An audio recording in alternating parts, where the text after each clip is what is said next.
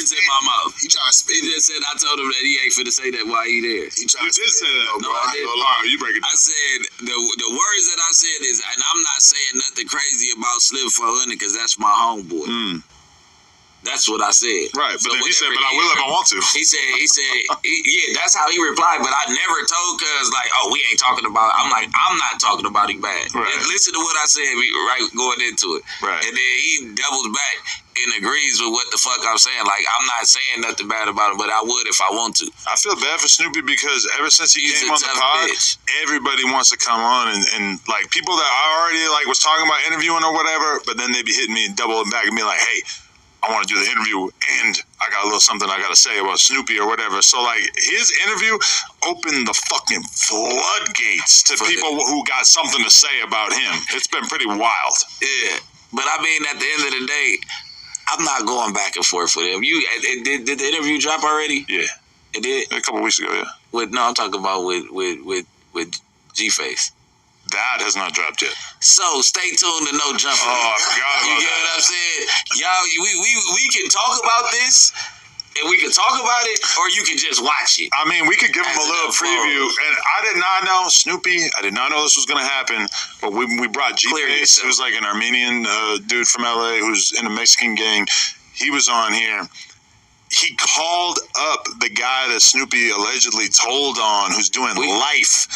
And the dude fully unloaded on Snoopy, Told us talking everything. about it. He never saw him in jail, never told him. But this the thing. You never told us it was a Hispanic that you told on. So now, at the end of the day, where y'all at in a court tank together, like, this is Los Angeles and San Bernardino County. We do not go in tanks with Southsiders or the same bus damn near on the way to court.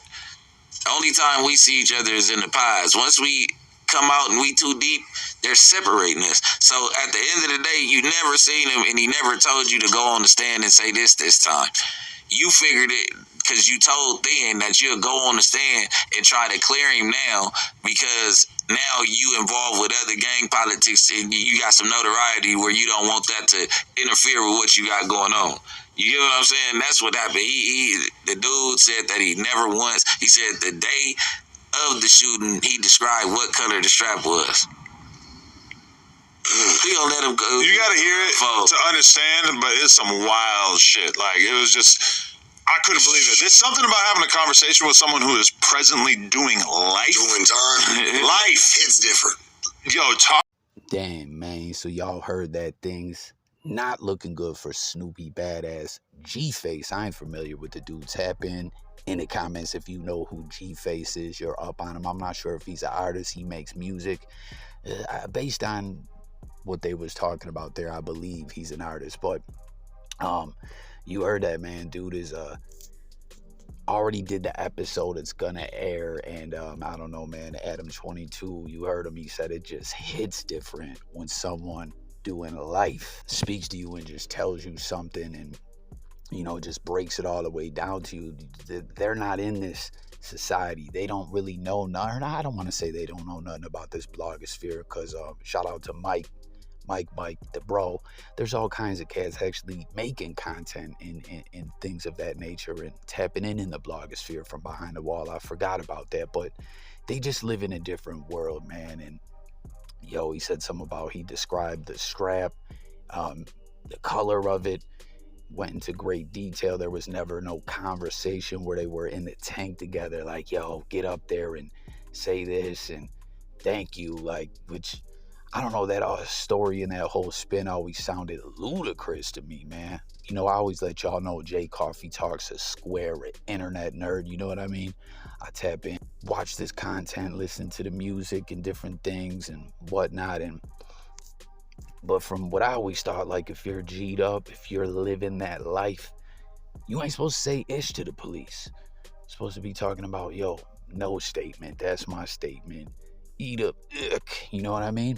And then Bricc Baby also says something about, like, the way ish works in the tank and based on politics behind the wall and stuff like that. They would have never really even been there together. That sounds just all like cap.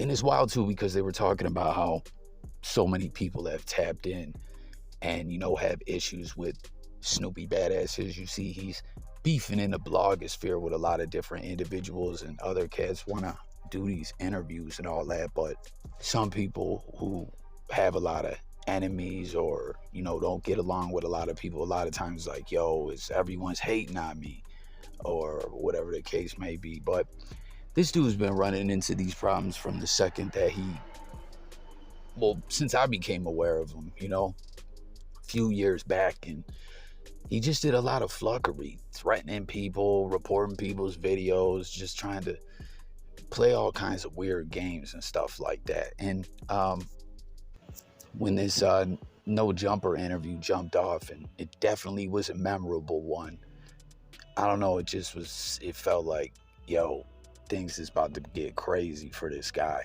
And apparently this G-Face interview really is gonna be on another level, man. So what do y'all think? Will that end any momentum he has? As we know, it's all about momentum. It was wild too. I don't know if you guys heard Adam22 talking about how his BM was trying to do OnlyFans content with Adam and Lena. And I don't know, it seemed like Adam was definitely intrigued. Like, yo, that could be the move. I don't know if you heard him talking to Whack about it.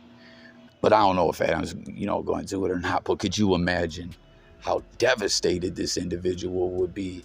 Because he's pushing it like, yo, fuck her, this, that, and the third. But you could see, a couple content creators out in the blogosphere collabed with her. And, dude just lost it, dug up 8-month-old comments, or 2-3-year-old comments that the BM left him, like, complimentary of his music to try to make a point. He dug in the blogosphere archives like that for a comment, So could you imagine if Adam22 piped her with Lena on the 3-way tip pause, or that would be pause, but just saying tip in that nature, I felt like I had to say pause. But I don't know, man. Let me know what y'all think.